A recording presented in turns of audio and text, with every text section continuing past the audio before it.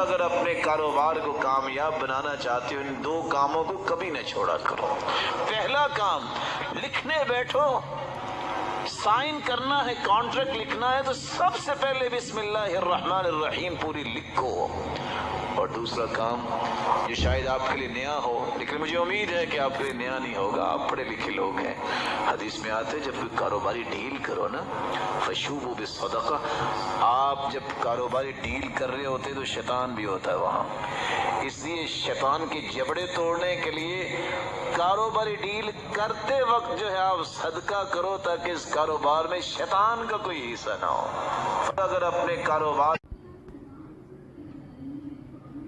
اپنے کاروبار کو کامیاب بنانا چاہتے ہو، ان دو کاموں کو کبھی نہ چھوڑا کرو۔